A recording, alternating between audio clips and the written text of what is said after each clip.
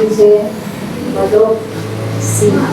બરાબર, વધો ત અને ક જોડીને વધો ટટસી.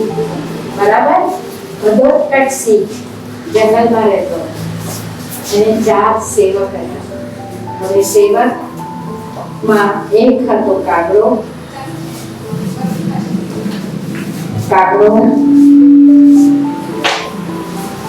બરાબર, એક હતો શિયાળ. એક હતો શિયાળ. બીજો તેમનો મિત્ર હતો ગેંડો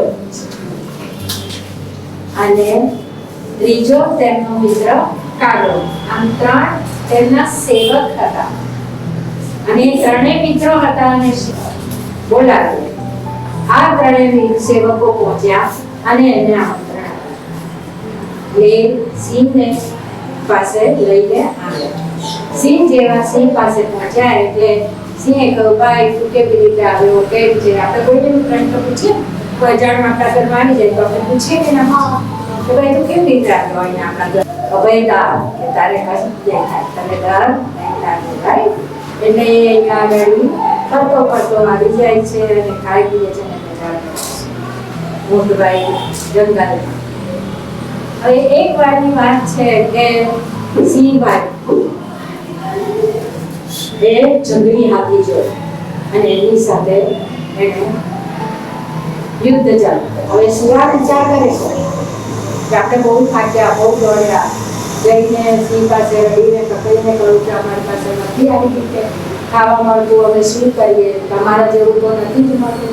સિંહને તો કેટલું જોઈએ, સિંહને તો આટલું બધું જોઈએ, થોડું કરે આટલાથી. એ તો આખું નાખું હરણ મારે તો પણ ખાઈ જાય, આટલું આખું નાખું એ મારે.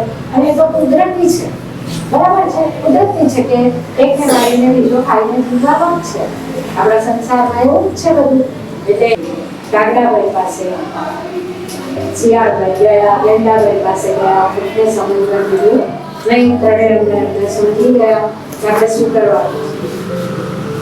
ત્રણે આવ્યા સિંહ પાસે અને સિંહ પાસે આવીને એમણે કહ્યું, ચલો મારો કાગડાભાઈઓ બોલ્યા. ગેંડાના તૈયાર થયા પછી ગેંડાને પણ પેલા ઊંટને વિચાર આવ્યો. આ આપવું છે તો હું તો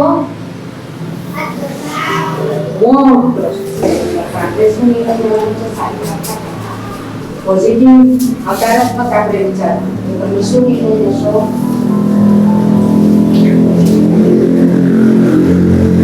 મારવું કે ના મારવું?